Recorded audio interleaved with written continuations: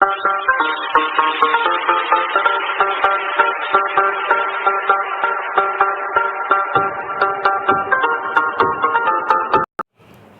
Everyone, welcome to PKS chemistry. आज हम start कर रहे हैं फिजिकल केमिस्ट्री का अपना सबसे बेसिक और important topic general physical chemistry. इस टॉपिक के अंदर या कहूँ इस यूनिट के अंदर अपन कौन कौन से टॉपिक्स पढ़ने वाले हैं। सबसे पहले अपन पढ़ेंगे यूनिट कन्वर्जन, उसके बाद अपन पढ़ेंगे ग्राफ्स, देन अपन पढ़ेंगे ट्रिग्नोमेट्री फंक्शंस, देन अपन पढ़ेंगे डिफरेंशिएशन, देन अपन पढ़ेंगे इंटीग्रेशन एंड देन यहाँ से रियल केमिस्ट्री स्टार्ट होगी आपकी मोल कॉन्सेप्ट, और इसके बाद अपन पढ़ेंगे एटॉमिक स्ट्रक्चर। अब आप सोच रहे होंगे ये unit conversion, graphs, trigonometric function, differentiation, ये सभी तो मैथ्स के टॉपिक हैं। जी हाँ, फिजिकल केमिस्ट्री मैथ्स को बहुत कवरअप करती है, मैथ्स के बेसिक्स को बहुत ज़्यादा कवरअप यहाँ पे करती है। क्यों? क्योंकि जब भी आप फिजिकल केमिस्ट्री पढ़ते हो तो सबसे पहली जो नीड होती है वो आपको पता होना चाहिए यूनिट्स का। वो अपन पढ़ेंगे यूनिट कन्वर्जन। यूनिट से मेरा मतलब है जैसे वॉल्यूम की यूनिट, आयतन की क्या यूनिट होती है, प्रेशर की, दाब की यूनिट्स, या कहूँ लेंथ्स की जो यूनिट्स होती हैं, या फिर अपन बात करें एनर्जी की जो यूनिट्स होती हैं, या फिर कुछ इंपॉर्टेंट कांस्टेंट जैसे प्लांक कांस्टेंट हुआ, या फिर अपने अवोगाद्रो नंबर हुआ। तो ऐसे बहुत सारे कांस्टेंट्स और उनकी यूनिट्स वो अपन पढ़ेंगे यूनिट कन्वर्जन में। साथ ही अपन पढ़ेंगे कि एक यूनिट को दूसरी यूनिट में कैसे चेंज किया जाता है, उन पर बेस्ड भी अपन क्वेश्चंस करेंगे ताकि आपका ये टॉपिक बहुत अच्छा हो जाए। फिर फर्दर अपन इस टॉपिक की अपन को पूरी फिजिकल केमिस्ट्री में ज़रूरत पड़ेगी, तब अपने को दिक्कत नहीं होगी। अगर अपन यहीं पे अपना बेस क्लियर कर लेंगे तो आगे अपने कोई दिक्कत नहीं होगी यूनिट को कन्वर्ट करने में। तो ये जो टॉपिक है बहुत ही इंपॉर्टेंट है और बहुत ही अच्छे से आपको सीखना है, पढ़ना है। इसके बाद अपन पढ़ेंगे ग्राफ्स, ये भी मैथ्स का टॉपिक है। ग्राफ्स जैसे मैं इसमें अपन कौन कौन से इंपॉर्टेंट ग्राफ्स पढ़ेंगे, जैसे में अपन पढ़ेंगे स्ट्रेट लाइन ग्राफ्स पढ़ेंगे, अपन पढ़ेंगे एक्सपोनेंशियल कर्व्स पढ़ेंगे, ग्राफ्स पढ़ेंगे, या फिर मैं कहूँ अपन पैराबोलिक कर्व पढ़ेंगे, परवलयाकार जो वक्र होते हैं, और अपन पढ़ेंगे अति परवलयाकार हाइपरबोलिक कर्व। कुछ बेसिक्स आइडिया अपन उनका लेंगे क्योंकि अपने को फिजिकल केमिस्ट्री में ग्राफ्स की बहुत ज़्यादा नीड पड़ेगी। तो ग्राफ्स कैसे बनते हैं वो अगर आप यहीं जनरल फिजिकल केमिस्ट्री में पढ़ लोगे तो आपको आगे दिक्कत नहीं होगी। इसके बाद अपन पढ़ेंगे ट्रिग्नोमेट्री फंक्शंस।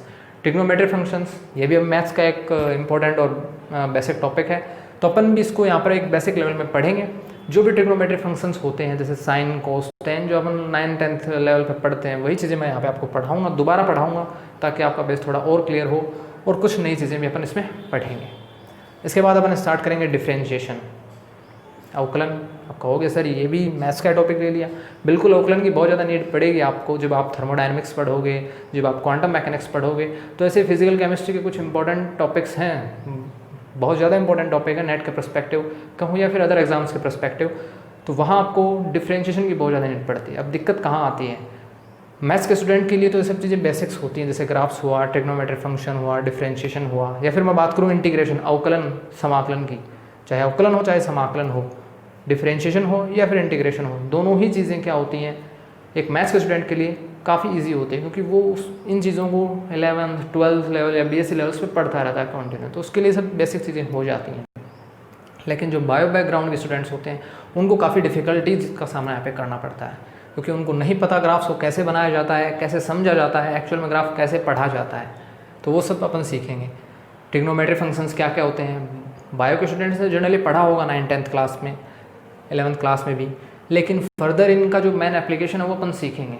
मोस्टली ये चीज़ मेरा कराने का पर्पज़ है, चाहे वो ग्राफ्स हो, चाहे ट्रिग्नोमेट्री फंक्शन हो, चाहे डिफरेंशिएशन हो या इंटीग्रेशन हो। मेन मेरा पर्पज़ है कि बायो के स्टूडेंट्स जो हैं उनको आगे दिक्कत नहीं हो फिजिकल केमिस्ट्री में, क्योंकि वो पहली बात यही आ जाती है कि जब फिजिकल केमिस्ट्री का नाम आता है तो बायो के स्टूडेंट्स घबरा जाते हैं फिजिकल का नाम सुन के कि फिजिकल केमिस्ट्री है, मैथमेटिक्स है इसके अंदर, तो टोटली हमारे बस की बात नहीं।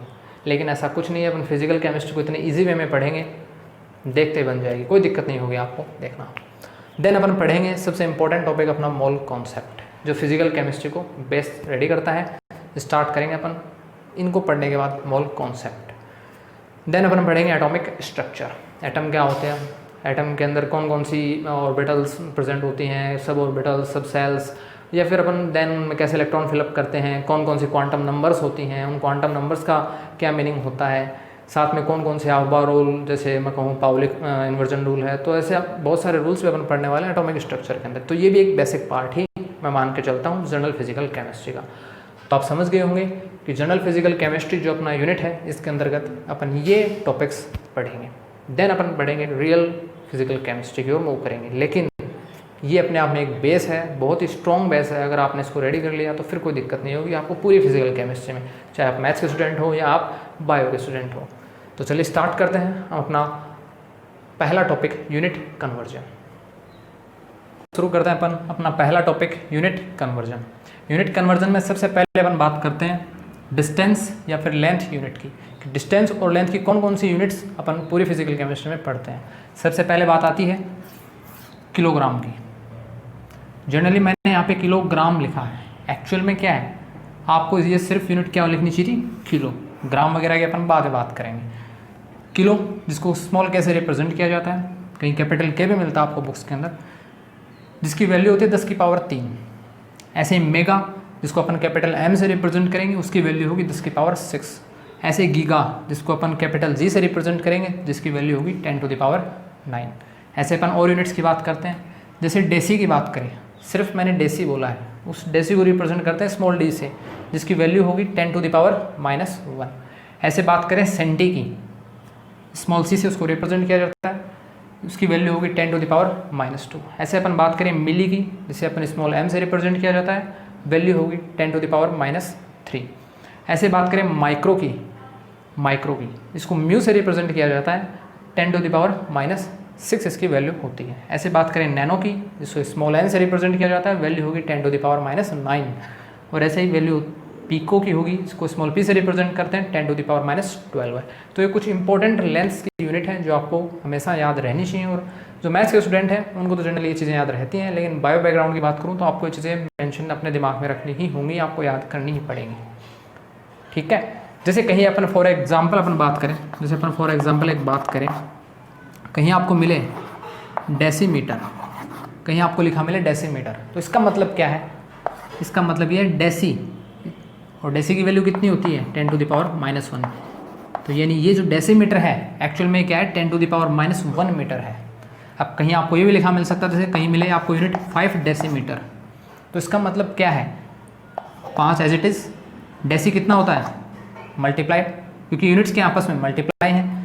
डी क्या होगा यहाँ पे डेसी यानी 10 टू द पावर -1, आगे मीटर, यानी 5 डेसीमीटर किसके इक्वल हो जाएगा 5 गुणा 10 की पावर -1, ये 5 मल्टीप्लाई 10 टू द पावर -1 कितना होगा 0.5 मीटर। तो यानी 5 डेसीमीटर कितने मीटर के इक्वल होता है 0.5 मीटर के इक्वल होता है। तो ऐसे आपको यूनिट्स कन्वर्ट करनी आनी चाहिए। जैसे आप माइक्रो की भी दे सकते हो, जैसे कहीं आपको लिखा मिले 3 माइक्रोमीटर, तो 3 माइक्रोमीटर को अपन मीटर में कैसे कन्वर्ट करें, मीटर में कन्वर्ट करना तो आपको माइक्रो हटाना पड़ेगा, और माइक्रो तभी हटेगा जब आपको इसकी वैल्यू पता होगी। तो माइक्रो की वैल्यू कितनी होती है 10 टू द पावर -6। आई बात समझ में? तो ये होती है 3 माइक्रोमीटर की वैल्यू मीटर के अंदर, 3 × 10 टू द पावर -6 मीटर। एक बेसिक चीज़ें, कोई दिक्कत नहीं होगी आपको। ऐसे आप पिको भी चेंज कर सकते हो, किसी भी यूनिट जो लेंथ की यूनिट है उनको आप कन्वर्ट कर सकते हो आसानी से। तो वैल्यूज़ आपको याद रखनी है। आप अपना एक नोट्स बना लेना, नोट्स की बुक बना लेना, उन नोट्स में आप क्या इन सभी को मेंशन कर लेना अलग तरीके से। सेकंड अपन बात करते हैं वॉल्यूम की। वॉल्यूम में जो कौन कौन सी यूनिट होती है इंटरेस्टिंग है, देखिएगा। वॉल्यूम में अपने पास मेनली 3 टाइप की यूनिट्स आती हैं, एक होता है मीटर क्यूब, एक होता है लीटर और एक होता है ml, जो अपन जनरली लीटर की यूनिट्स के अंदर पढ़ते हैं। अब देखते हैं इनकी वैल्यू क्या क्या होती हैं। सबसे पहले बात करूँ, 1 लीटर इक्वल होता है 1 डेसीमीटर क्यूब के। 1 litre is equal to 1 decimetre cube. ठीक है, सेकंड देखिएगा, 1 लीटर इक्वल होता है 10 to the power -3 metre cube. अब बात आती है कि इन सभी को एक साथ कैसे याद करोगे। याद करने का एक मेथड है, सबसे पहले आप इसको याद कर लीजिए कि 1 लीटर इज इक्वल टू क्या होता है 1 डेसीमीटर क्यूब। अब इसी को अपन इनमें कन्वर्ट कर देंगे, देखिए कैसे इसको इसमें कन्वर्ट करेंगे अपन। ये वैल्यू आपको याद रखने की नीड नहीं है, याद हो तो बहुत अच्छी बात है। वैसे अगर आपको ये भी याद है तो आप आसानी से इसको चेंज कर सकते हो। अभी अपन ने क्या पढ़ा है, जो पीछे अपन ने पढ़ा है वही अपन यहाँ पे अप्लाई करेंगे। कैसे, 1 litre is equal to 1 decimetre cube. अब इस 1 डेसीमीटर क्यूब को मुझे बदलना है मीटर क्यूब में, तो साफ सी बात है मुझे इस डेसी को हटाना पड़ेगा। लेकिन यहाँ मिस्टेक क्या करते हैं एक्चुअल में बच्चे, यहाँ मिस्टेक ये करेंगे 1 लिखेंगे, डेसी को लिख दिया 10 टू द पावर -1 और आगे मीटर क्यूब। हो गया सर, आ गया मीटर क्यूब। लेकिन ये गलत है। क्यों गलत है? क्योंकि आपके अकॉर्डिंग यहाँ मीटर पर क्यूब है, लेकिन एक्चुअल में मीटर पे क्यूब नहीं है, एक्चुअल में क्या है, डेसीमीटर पे क्यूब है। टोटल डेसी भी साथ में है, मीटर भी साथ में, टोटल पे क्यूब है। जनरली आपको लिखा हुआ मिलेगा सिर्फ यही, जनरली आपको लिखा हुआ मिलेगा सिर्फ यही 1 डेसीमीटर क्यूब। तो पढ़ने वाले को ये लगेगा कि मीटर पे क्यूब है, एक्चुअल मीटर पे क्यूब नहीं है, डेसीमीटर के होल क्यूब है। ठीक है, तो अपन इसको कैसे कन्वर्ट कर सकते हैं, एक्चुअल में ये क्या है 1 डेसीमीटर की होल क्यूब। तो इसको कैसे कन्वर्ट करेंगे, देखिएगा 1 इंटू ये है डेसीमीटर की होल क्यूब, 1 इंटू डेसी को अपन क्या ले सकते हैं 10⁻⁻1 मीटर इसकी होल क्यूब। और अब अपन क्या करेंगे, अब इस 10⁻³ को क्या कर देंगे, इसकी होल क्यूब कर देंगे। तो जैसे क्या बाहर आ जाएगा 10⁻³ मीटर क्यूब। और यही अपनी क्या है, ये वैल्यू है। तो अपन इसको इस तरह से सॉल्ट आउट करेंगे और ये वैल्यू अपन मीटर क्यूब में इस तरह से फाइंड करेंगे। आई होप आपको समझ में आ गया होगा कि कैसे अपन डेसी को की होल क्यूब करते हैं। आपको पता होगा जब अपन पावर्स की स्क्वायर करें, होल क्यूब करें, तो वो जो पावर होती है वो मल्टीप्लाई हो जाती है जो घात होती है, जो पावर होती है उससे। 10 की जो पावर होती है उसकी जो अपन पावर कर रहे हैं वो आपस में क्या हो जाती है, मल्टीप्लाई हो जाती है। ये तो बेसिक्स अपने मैथ में पढ़ते ही हैं। तो यहाँ पे क्या हो जाएगा, जब -1 3 से गुना होगा तो क्या होगा -3, तो 10⁻⁻ बन जाएगी -3। और इसी प्रकार मीटर की क्यूब करोगे तो वो हो जाएगी मीटर क्यूब। इस प्रकार से अपन इसको इसमें कन्वर्ट कर देंगे। नेक्स्ट अपन क्या देखते हैं, 1 लीटर को लिखा जा रहा है 10⁻³ सेंटीमीटर क्यूब। फिर वही बात, इसको अपन इसमें कन्वर्ट कर लिया। अब अपन इसको इसमें कन्वर्ट कर देते हैं, यानी मीटर क्यूब को अपन सेंटीमीटर क्यूब में कन्वर्ट कर दें। बहुत ही ईजी है। अब आपको पता होगा, ये तो बेसिक चीज़ है, 1 मीटर में कितने सेंटीमीटर होते हैं, ऑब्वियसली 100 सेंटीमीटर होते हैं। तो उन 100 सेंटीमीटर को अपन देखिए कैसे कन्वर्ट करते हैं। जैसे मैं यहाँ पे लिख रहा हूँ 10⁻³ मीटर क्यूब। ठीक है, देखिएगा यहाँ पे 1 मीटर बराबर क्या बताया मैंने, 100 सेंटीमीटर। अब ये मीटर का क्यूब है, मैंने यहाँ पे लिख दिया 100 सेंटीमीटर, ये मैंने लिखा क्यूब। ठीक है, यहाँ देखिएगा इसको क्या लिख सकते हैं, 10⁻³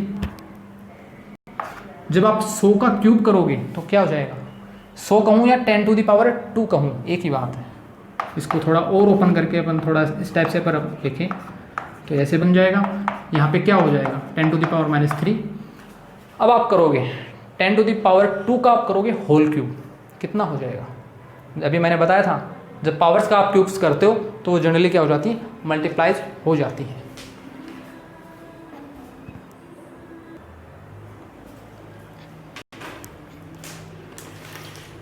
तो जनरली वो पावर्स क्या हो जाती हैं, आपस में मल्टीप्लाई हो जाती हैं, जैसे अपन ने यहाँ पे सीखा था। तो जब 10⁻² का जब आप होल क्यूब करोगे तो ये 2 और ये 3 आपस में क्या हो जाएंगे, मल्टीप्लाई हो जाएंगे। और यहाँ क्या बन जाएगा 10⁻6 सेंटीमीटर क्यूब। जनरल सेंटीमीटर का भी आपने क्या कर दिया, क्यूब कर दिया। और ये इस टाइप से क्या बन गई, अपने पास पावर्स बन गई। चलिए नेक्स्ट देखिए, अब अपन क्या करेंगे, अब अपन करेंगे इनको मल्टीप्लाई 10⁻6 सेंटीमीटर क्यूब। इजी है, जब आप 10⁻6 को 10⁻³ से मल्टीप्लाई करोगे तो क्या हो जाएंगी, ये घातें क्या हो जाएंगी, आपस में जुड़ जाएंगे। जब आधार समान हो तो घात क्या हो जाती हैं, जुड़ जाती हैं। तो जब आधार समान ले लिया मैंने, घातों को मैंने जोड़ दिया, -3 + 6 और ये बन गया सेंटीमीटर क्यूब। और इसी को अपन क्या लिख सकते हैं 10⁻³ सेंटीमीटर क्यूब। और यही अपन ने क्या किया यहाँ पर डिफाइन किया। तो ये सिंपल सी अपन क्या कर सकते हैं, एक यूनिट को दूसरी यूनिट्स में अपन कन्वर्ट कर सकते हैं इजीली। तो अगर आपको एक वैल्यू याद है तो आप आसानी से इन वैल्यू को निकाल सकते हो, या फिर आप जनरली इनको याद भी कर सकते हो, कोई बड़ी दिक्कत नहीं। जैसे जैसे अपन क्वेश्चन करेंगे इन पर आपको वैल्यूज अपने आप ही याद होती जाएंगी, रिमाइंड होती जाएंगी। नेक्स्ट फर्दर अपन बात करते हैं इसकी कि 1 लीटर इज इक्वल टू होता है 10⁻, थोड़ा मैं रफ कर रहा हूँ यहाँ पे, 1 मिनट।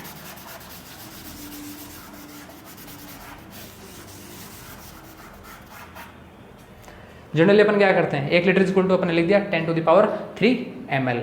अब ये थोड़ी अलग ही यूनिट है, अलग यूनिट है क्योंकि यहाँ पे तो देखिए आप डेसी के आगे भी मीटर लग रहा था, यहाँ भी मीटर था, यहाँ भी सेंटीमीटर, तो सारी लेंस की यूनिट थी।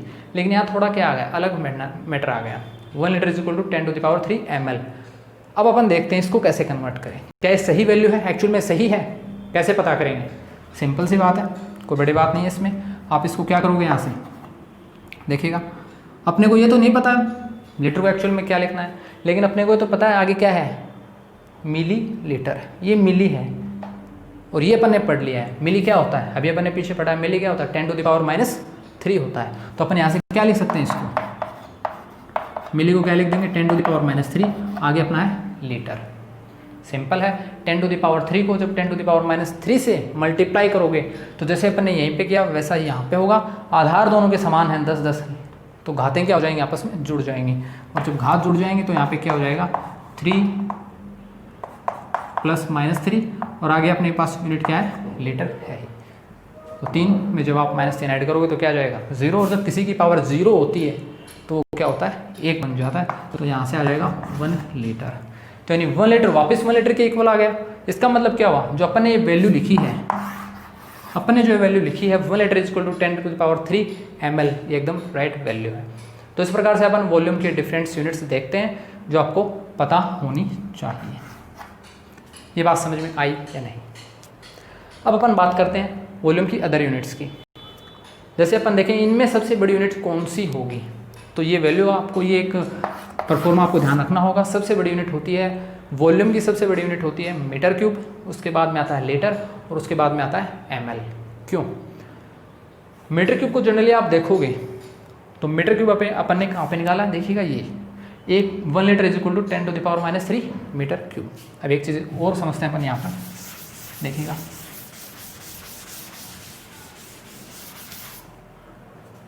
ये मेरी यूनिट है 1 लीटर = 10⁻³ मीटर³।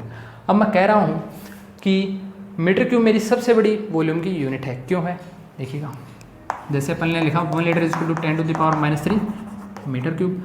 इसको अपन क्या लिख सकते हैं, थोड़ा और अपन मॉडिफाइड करें, मैं इसको लिख सकता हूँ, इजी है, पढ़ते हैं अपन। जब पावर नेगेटिव वाली हो तो उसको अपन 1/में लिख सकते हैं आसानी से। यही चीज़ जब ऊपर जाती है तो पावर माइनस की बन जाती है। चलिए ये क्या है, मल्टीप्लाई कर सकते हैं अपन, क्रॉस मल्टीप्लाई कर सकते हैं। क्रॉस मल्टीप्लाई करते हैं यहाँ पे क्या आ जाएगा, या फिर आप इसी को आप क्या लिख सकते हो, मीटर³ = 10⁻³ लीटर। तो यानी 1 मीटर³ जो होगा 1 मीटर³ आएगा तब, तो 1 मीटर³ 10⁻³ लीटर के इक्वल हो रहा है। तो ऐसे आप समझ गए होंगे कि 1 मीटर³ में 1000 लीटर होते हैं, 10⁻³ मतलब 1000, तो 1000 लीटर के इक्वल है। तो यानी ये क्या होगी, वॉल्यूम की सबसे बड़ी यूनिट हो गई। ऐसे आप ml को चेक कर सकते हो, जब आप ml को कन्वर्ट करोगे तो यहाँ क्या बन जाएगा, ये 10⁻³ बन जाएगा। आई बात समझ में। तो ये क्या हो जाएगी, वॉल्यूम की सबसे छोटी यूनिट हो जाएगी। अब आप इनको कंसिडर कैसे करोगे, कब कब अपन वॉल्यूम की यूनिट को कंसिडर करेंगे, देखिएगा मीटर³ किसको रिप्रेजेंट कर रहा है, लीटर किसको रिप्रेजेंट करेगा और ml किसको रिप्रेजेंट करेगा। ml से आप मतलब समझ सकते हो, जो अपना बोतल होती है, पानी की बोतल्स जो होती हैं उनकी जो कैप होती है ऊपर की, उस कैप में अगर वाटर है या कोई भी लिक्विड है तो वो आप मेजर कर सकते हो कि वो ml में है। एक बेसिक मैंने आपको आइडिया दिया। ऐसे आप लीटर की बात है, लीटर को कैसे डिफाइन करोगे, तो जो बोतल होती है पानी की, चाहे वो 1 लीटर की हो या 2 लीटर की, तो जनरली वो मेंशन करती है, वो मेजर करती है वॉल्यूम की लीटर की यूनिट को। अब बात आती है मीटर³। मीटर³ को कैसे अपन पहचानेंगे, जो अपने पास पानी की टंकियाँ होती हैं बड़ी बड़ी, वो रिप्रेजेंट करती हैं मीटर³ को। तो वहाँ जो वॉल्यूम को अपन मेजर करेंगे वो मीटर³ में करेंगे। ऐसे जब बोतल की बात आए, कोई बोतल में वाटर है, कोई भी लिक्विड है, तो उसको अपन मेजर करेंगे लीटर में। और ऐसे ही जब बात आए बोतल के केप की, जो कि बहुत ही छोटा पार्ट है, तो उसमें अगर अपन कोई भी लिक्विड है तो उसको अपन वॉल्यूम की किस यूनिट में कंसिडर करेंगे, ml में। तो ये थी डिस्टेंस, लेंथ कहूँ, और वॉल्यूम की यूनिट। अब अपन पढ़ते हैं प्रेशर की यूनिट्स के बारे में, कि प्रेशर की कौन कौन सी यूनिट्स अपन जनरली फिजिकल केमिस्ट्री के अंदर पढ़ते हैं। लेट्स करते हैं अपन अपना थर्ड पॉइंट, प्रेशर की यूनिट के बारे में बात करते हैं। प्रेशर की जनरली यूनिट्स होती हैं atm होती है, बार होती है, पास्कल होती है, ऐसे टोर होती है, और एक होती है mm/Hg। सभी में अपन बात करते हैं। सबसे पहले एक atm = होता है 1.01325 बार। ये यूनिट्स आपको याद ही रखनी पड़ेंगी, कोई इसका अलग क्राइटेरिया नहीं है। इसके बाद अपन बात करते हैं 1 बार इक्वल होता है 10⁵ पास्कल। ये भी एक क्या है, यूनिट है। इसके बाद अपन बात करते हैं 1 atm = होता है 1.013 × 10⁵ पास्कल। ये यूनिट कहाँ से आई, देखिएगा जब इस यूनिट को इस यूनिट में कन्वर्ट करते हैं, यानी जब अपन एटीएम की यूनिट को अपन ने बार में लिख दिया और उस बार को अपन जब पास्कल में कन्वर्ट करेंगे तो उसके लिए ये चीज़ यूज में लेते हैं, क्योंकि 1 बार इक्वल टू कितना होता है 10⁵ पास्कल। तो इस बार की जगह अपन ने क्या लिख दिया 10⁵ पास्कल, ईजी वे में। ठीक है, नेक्स्ट यूनिट बात करते हैं प्रेशर की एक अलग यूनिट होती है 1 mm of Hg, 1 millimetre of Hg। Hg यहाँ पे क्या है, आपने पीरियोडिक टेबल में एक एलिमेंट पढ़ा होगा, मरकरी की बात करते हैं, जिसको अपन Hg से रिप्रेजेंट करते हैं। तो उस मरकरी, उस पारे की बात की गई है, उसके प्रेशर की बात की गई यहाँ पे 1 मिलीमीटर के अंदर। तो 1 मिलीमीटर ऑफ Hg की होता है 1 टॉर्क इक्वल। ये भी क्या है, प्रेशर की ही एक यूनिट है। तो आपको यूनिट्स याद रखनी होंगी। ऐसे ही जब मैंने इस यूनिट को 760 से इक्वल मल्टीप्लाई कर दिया, तो यहाँ मैंने इसको 760 से मल्टीप्लाई किया, तो मैं इधर भी क्या करूँगा 760 से इसको मल्टीप्लाई कर दूंगा।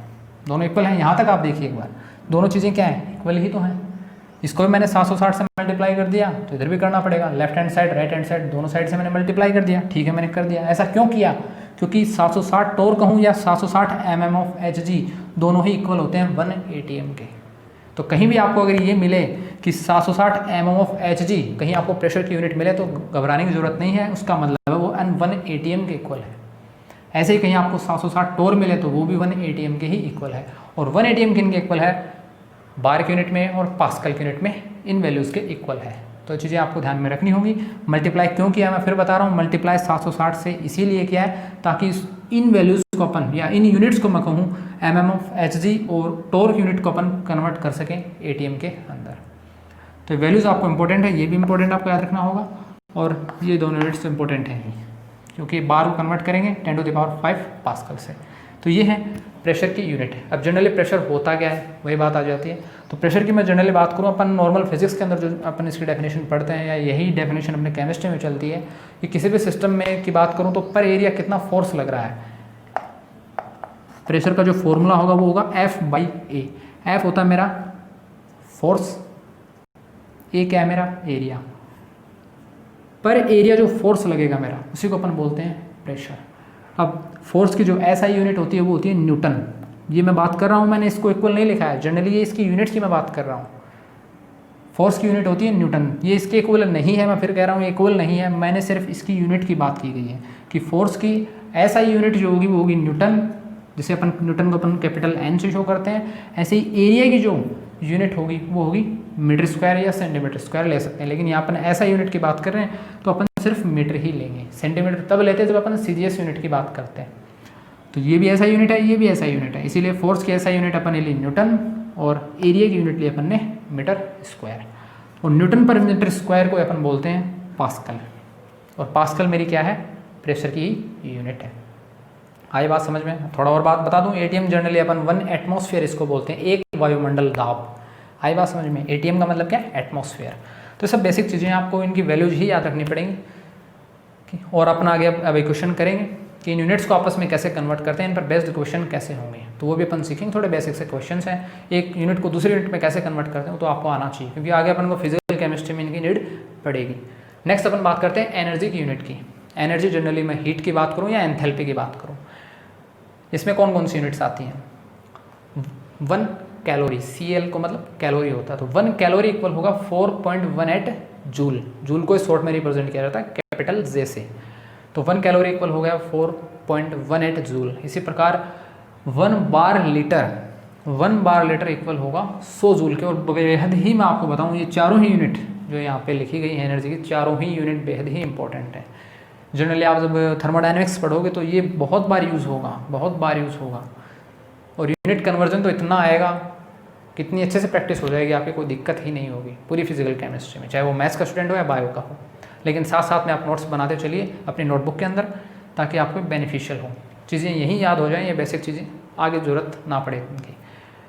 1 बार लीटर इक्वल होता है 100 जूल के। ऐसे अपन बात करें 1 ATM लीटर कितना होगा, वो 101.3 जूल के इक्वल होगा। ऐसे बात करूँ 1 अर्ग, ERG मतलब अर्ग, तो एक अर्ग कितने बराबर होगा जूल के, 10 की पावर -7 जूल। तो ये जो यूनिट्स हैं इनको आपस में कन्वर्ट करना आपको आना चाहिए। जैसे मैं यही बात करूँ, मैं यहाँ कहूँ कि 1 जूल कितने कैलोरी के इक्वल होगा। आपने तो देख लिया, यूनिट याद कर ली, ठीक है, लेकिन मैं यही कह दूँ, आपने देख लिया कि 1 कैलोरी इक्वल है 4.18 जूल, लेकिन मैं कह दूँ कि 1 जूल कितने कैलोरी के बराबर होगा। तो सिंपल वे की बात है, आपको ज़्यादा सोचने की ज़रूरत नहीं। यहाँ पे आप क्या लिख सकते हो, इस 4.18 जो मल्टीप्लाई में इसको कहाँ कर दोगे, यहाँ डिवाइड में भेज दोगे, तो ये क्या हो जाएगा, 1 जूल कितना हो जाएगा, 4.18 कैलोरी, इतनी सी बात। इसका आप डिवाइड कर लेना, जो वैल्यू आएगी वही 1 जूल के इक्वल होगी। तो यानी 1 जूल कैलोरी में कितना होगा वो वैल्यू यहाँ पे आ जाएगी। तो चीज़ें आपस में कन्वर्ट आनी चाहिए आपको। ऐसे यहाँ मैं कह दूँ आपसे कि 1 जूल कितने बार लीटर के इक्वल होता है, तो आप इस 100 को क्या करोगे, डिवाइड में भेज दोगे, और 100 जब ऊपर जाएगा तो 10⁻⁻² बन जाएगा, क्योंकि यहाँ 10⁻² है, ये बटे में आएगा।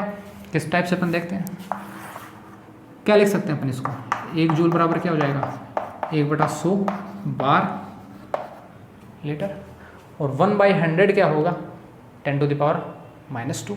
तो वो एक ही बात, आप कन्वर्ट कर लेना, इजी मैथ है। तो ऐसे आपको यूनिट एक दूसरे में कन्वर्ट करनी आनी चाहिए, और भी अपन सीखेंगे यूनिट पे जब अपन क्वेश्चन करेंगे तब। नेक्स्ट अपन यूनिट्स पढ़ते हैं गैस कांस्टेंट की। अब ये गैस कांस्टेंट जिसको अपन कैपिटल आर से रिप्रेजेंट करते हैं। अब जैसे बात आई यहाँ पे गैस कांस्टेंट, तो इजी वे की बात है कि यहाँ ये जो यूनिट है ये कहाँ काम में आएगी अपने, जब अपन गैस स्टेट पढ़ेंगे। तो गैस स्टेट में यूनिट काम आती है गैस कांस्टेंट। जैसे अपन आइडियल गैस इक्वेशन लिखते हैं, PV = nRT, यहाँ जहाँ ये P क्या है, प्रेशर है, V क्या है, अपना वॉल्यूम है, N क्या है, नंबर ऑफ मोल्स हैं या एटम्स हैं, और R की बात करूँ तो R मेरा क्या है, गैस कांस्टेंट। तो इस R की जो वैल्यू होती है स्पेसिफिक, ये वैल्यूज़ होती हैं, और T यहाँ पे क्या है, टेम्परेचर है। तो जनरली अपन R की बात करें गैस कांस्टेंट की, तो उसकी यूनिट भी बेहद ही ज़्यादा इंपॉर्टेंट है, बहुत ज़्यादा इंपॉर्टेंट है कि उसकी जूल के अंदर क्या यूनिट होती है, उसकी बार लीटर में क्या यूनिट होती है, उसकी ATM लीटर में क्या यूनिट होती है, या बात करूँ कैलोरी में क्या यूनिट होती है। तो जनरली अपन बात करें गैस कांस्टेंट R की value joule, kelvin inverse, mole inverse, ये बेहद इंपॉर्टेंट है। देखिएगा इन सभी यूनिट में आप एक चीज़ देख सकते हो, kelvin inverse, mole inverse, kelvin inverse, mole inverse, kelvin inverse, mole inverse, kelvin inverse, mole inverse, हर जगह इक्वल है। तो ये चीज़ें आपको ध्यान रखनी है। बाकी चेंज कहाँ है, यहाँ जूल है, यहाँ बार लीटर, यहाँ ATM लीटर, और यहाँ कैलोरी। तो R की जो वैल्यू होगी joule, kelvin inverse, mole inverse में, वो कितनी होगी, 8.314। इसी प्रकार R की bar litre, kelvin inverse, mole inverse में वैल्यू कितनी होगी, 0.08314। तो इसी प्रकार से आप ये वैल्यूज देख सकते हो। कैलोरी में क्या होगी, R = 2 calorie kelvin inverse, mole inverse. अब ये केल्विन क्या है, केल्विन टेम्परेचर की यूनिट है। टेम्परेचर जनरली या तो अपन डिग्री सेल्सियस में देखते हैं या केल्विन में देखते हैं, और ये भी अपने को पता है कि 0 डिग्री सेल्सियस जो होता है वो अपने किसके इक्वल होता है, 273 केल्विन के। ये बात समझ में आई कि नहीं है, सही है क्या बात, आप सोचिएगा और बताइएगा क्या चीज़ सही है या नहीं। नेक्स्ट अपन चीज़ करते हैं, और सही नहीं है तो सही क्या है, डिग्री सेल्सियस को केल्विन में कन्वर्ट करना, ये सही वैल्यू है या नहीं है, और नहीं है तो कौन सी वैल्यू सही है, ये ज़रूर बताइएगा। नेक्स्ट अपन चर्चा करते हैं 1 जूल को अपन और कैसे डिफाइन कर सकते हैं। 1 जूल = होता है न्यूटन × मीटर। जैसे अपन ने देखा प्रेशर क्या है, प्रेशर की यूनिट होती है Nm/m², या कहूँ पास्कल। ऐसे ही जूल की जो यूनिट होती है वो होती है न्यूटन × मीटर। ये वैल्यूज़ आपको याद रखनी ही पड़ेंगी, और याद रहें उतना ही अच्छा है, उतना ही बेनिफिशियल आपके लिए आगे होगा, क्योंकि बहुत बार यूनिट कन्वर्जन में ही फंसा देता है फिजिकल केमिस्ट्री को। और आपको एक और इम्पोर्टेंट बात बताऊँ, फिजिकल केमिस्ट्री के जो क्वेश्चंस हैं वो यूनिट बेस्ड होते हैं। अगर आपको यूनिट्स याद हैं, यूनिट कन्वर्जन आपको आता है, तो बहुत सारे क्वेश्चन तो आपके यूनिट बेस्ड पर ही सॉल्व हो जाते हैं। ये इंपॉर्टेंट बात है फिजिकल केमिस्ट्री की, तो उसके लिए ज़रूरी है कि आपको यूनिट कन्वर्जन आए।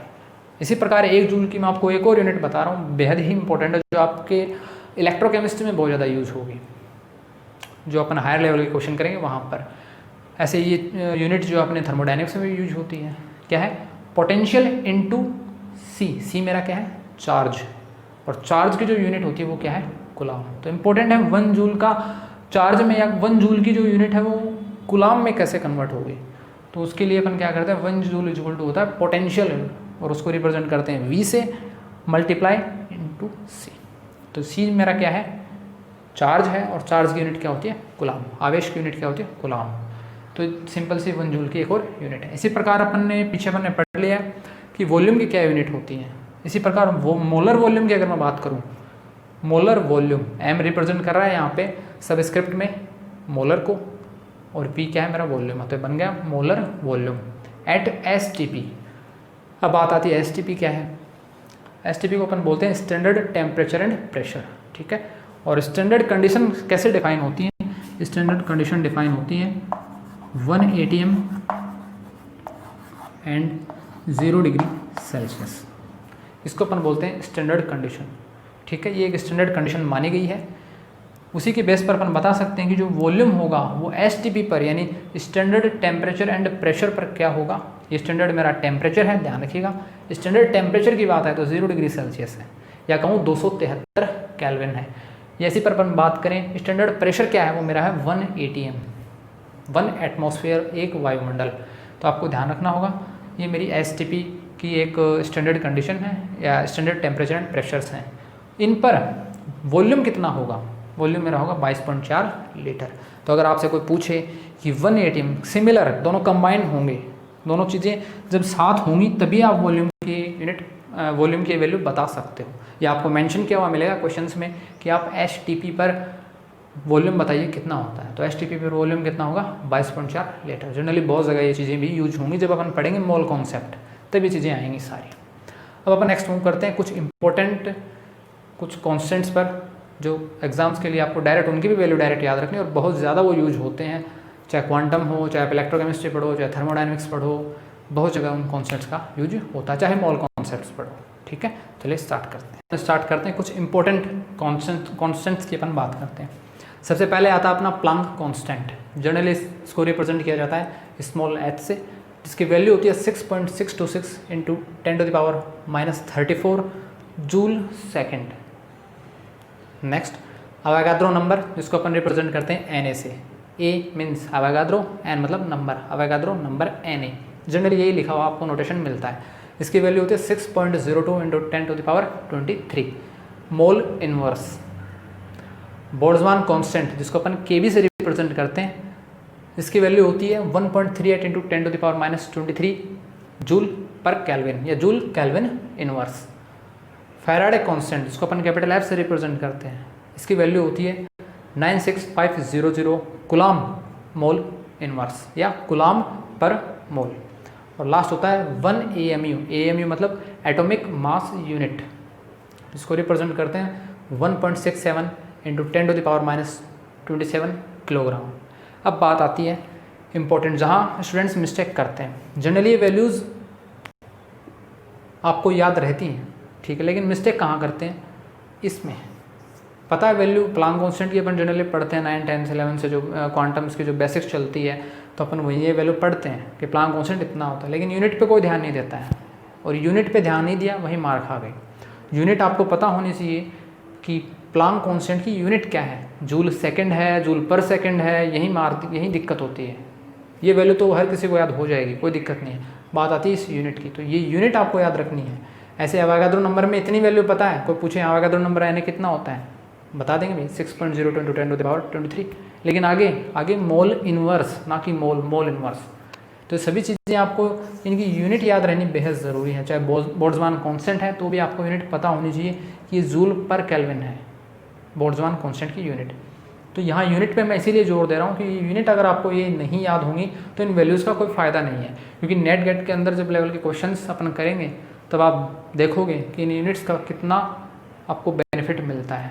ईजिली क्वेश्चन सोल्व कर देते हैं वहाँ पर, अगर आपको ये यूनिट का नॉलेज है तो। सिर्फ वैल्यू याद रहने से कुछ नहीं होगा, आपको यूनिट का नॉलेज होना बेहद ज़रूरी है, क्योंकि टॉपिक अपना यही है यूनिट कन्वर्जन। तो पहले यूनिट तो याद करो आप, यूनिट्स याद होंगी तभी तो यूनिट को कन्वर्जन सीखोगे आप। नेक्स्ट जैसे फैराडे कांस्टेंट है, फैराडे में इतनी वैल्यू सबको पता है। हाँ, इलेक्ट्रोकेमिस्ट्री में, विद्युत रसायन में अपन पढ़ते हैं 96,500। क्या 96,500? आगे भी तो पता होना चाहिए ना आपको यूनिट क्या है, कुलाम पर मोल। तो बेहद ही इंपॉर्टेंट है, वरना फिजिकल केमिस्ट्री में आप फंस जाओगे, इन यूनिट के चक्कर में फंस जाओगे। आप वैल्यूज़ को कैंसिल आउट कर दोगे एक दूसरे से, ठीक है, वैल्यू निकाल लोगे कैसे तैसे करके। अगर सिंपल क्वेश्चन है तो, हार्ड क्वेश्चन में तो वैल्यू भी सॉल्व नहीं होगी आपसे बिना यूनिट के, ये दिक्कत हो जाएगी।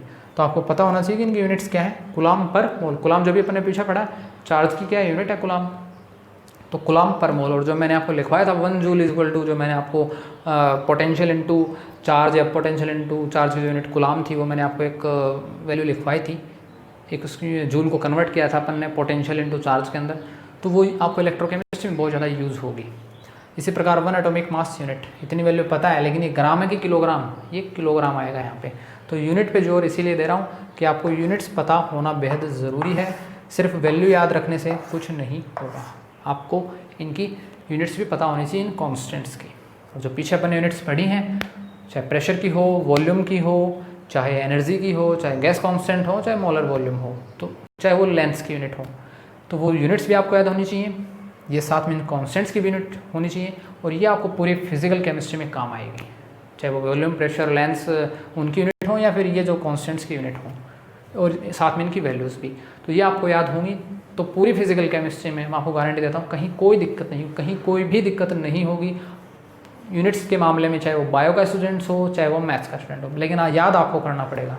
साथ में इनके शॉर्ट नोट्स बनाते चलिए, जैसा भी आपको ठीक लगे अपनी नोटबुक के अंदर वैसे नोट्स बनाइए। और जो इन पर क्वेश्चंस अपन करेंगे वो अपन नेक्स्ट लेक्चर में करेंगे। तो अगला लेक्चर जो अपना होगा पूरी यूनिट कन्वर्जन के क्वेश्चंस पर ही बेस्ड होगा, कि कैसे अपन शॉर्ट से लेकर हायर लेवल के क्वेश्चंस भी अपन करेंगे, कि यूनिट्स में कैसे अपन फंसते हैं, देखिएगा। तो आई होप आप इस पूरे वीडियो को देखोगे, अच्छे से पढ़ोगे, यूनिट्स को याद करोगे। और यूनिट्स को मैंने एक अपने इंट्रोडक्शन लेक्चर में मैंने आपको बताया था कि मैं आपको सिखाऊंगा कि how to apply theory on questions, तो वो अपना नेक्स्ट लेक्चर में करेंगे। एक तरह से थ्योरेटिकल पार्ट तो अपने देख लिया, अपने इन वैल्यूज़ को याद कर लेंगे अपन, ठीक है, लेकिन अप्लाई कैसे करेंगे। और अप्लाई आप बेसिक्स क्वेश्चन पे तो कर दोगे, लेकिन जो क्वेश्चन मैं कराऊंगा आपको उनमें आप पक्का फंसोगे। देखिएगा कितना जोर आने वाला आपको यूनिट याद करके भी, क्योंकि सिर्फ याद करने से काम नहीं चलेगा, अप्लाई भी आना चाहिए। और जब आप अप्लाई करना सीख गए फिर कोई दिक्कत नहीं है, फिर चाहे इलेक्ट्रोकेमिस्ट्री आए फिजिकल में, चाहे क्वांटम मैकेनिक्स आए, चाहे आपकी थर्मोडायनेमिक्स आए, कहीं कोई दिक्कत नहीं हो, चाहे काइनेटिक्स आए, कहीं कोई दिक्कत नहीं होगी आपको। तो ये था आज का मेरा जनरल फिजिकल केमिस्ट्री का टॉपिक, फर्स्ट यूनिट कन्वर्जन का लेक्चर, जिसमें अपन ने थ्योरेटिकल पार्ट देख लिया है। नेक्स्ट लेक्चर में अपन पढ़ेंगे यूनिट कन्वर्जन पर बेस्ड कुछ इंपॉर्टेंट क्वेश्चंस, कैसे अपन एक यूनिट को दूसरी यूनिट में कन्वर्ट करते हैं। ठीक है, धन्यवाद।